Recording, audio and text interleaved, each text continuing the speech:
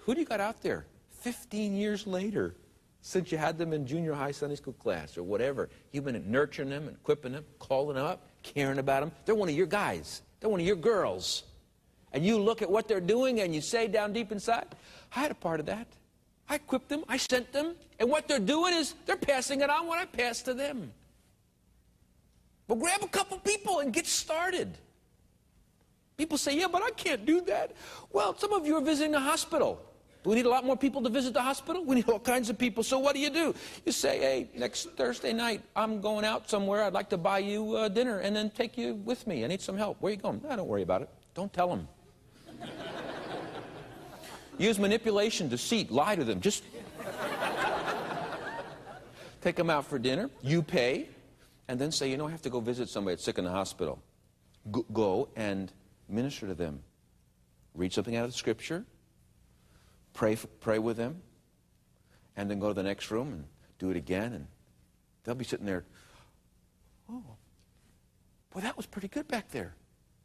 Yeah, it was really tough reading Psalm 23, wasn't it? You could probably never do that. Third room down, you get started. And you look at the other person, you say, my friend's going to read you a psalm. Give him the Bible. And let them read it. You pray.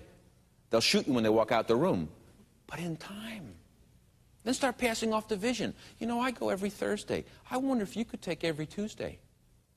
I mean, just think, if you claimed floor 3 every Tuesday, wouldn't it be something what you could do for the Lord? Before long, you could claim every floor in every hospital of the city. Why? Somebody passed it on. Passed it on. That's it. Don't you dare say, but I can't do anything. Yes, you can. Every one of us has been gifted. Take your gift, if it's hospitality, if it's singing, whatever it is, and pass it on. Do you have your own little list? Your people, your team. Well, let's see if we can't wrap up this law. And the last one is equipping has as its ultimate goal independent equippers. Independent equippers. What do I mean by that? You are an equipper who helps somebody else do what you do. What's the goal? The goal is that that person there will not only do the ministry, but will do what?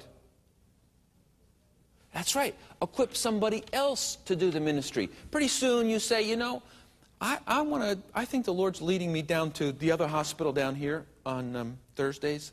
I wonder, could you take care of running my floor for me and getting somebody else? I think you're ready.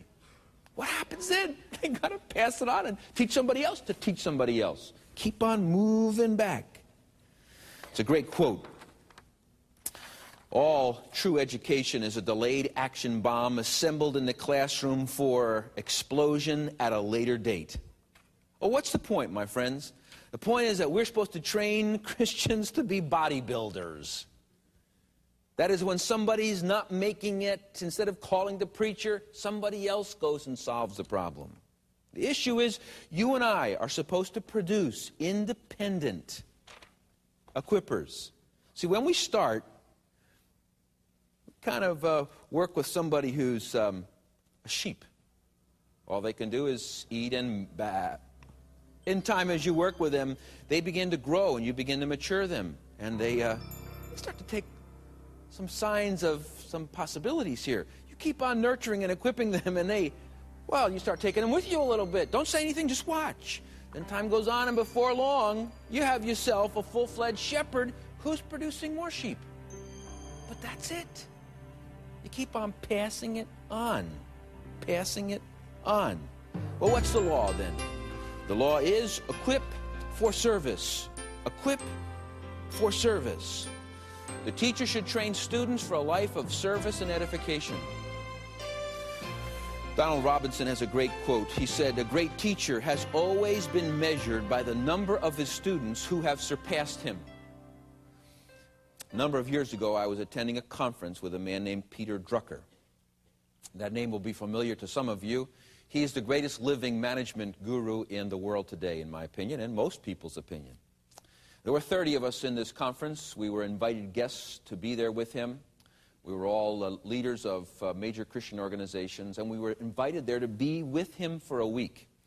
And it was one of the most remarkable weeks of my life, being with that giant for those days together. On a Tuesday night, at around 11:30, one of the men that was there, who has a significant church in the nation, he and I were talking, and we were out by the pool in Southern California talking. And his church has grown like this and hasn't stopped. And I said to him, "How are you handling all the stress of this growth?" He said, "Well, it almost killed me. In fact," he said, "I was thinking about quitting the ministry." Sound familiar? Why? I couldn't do it all. I said, "What happened?" He says, "I was pleading with God in my prayer time that he'd give me an answer or else I was leaving." So, well, what happened? He said, "I was reading along and I found this verse in Ephesians 4. He said, "I always knew that verse, but I never knew it."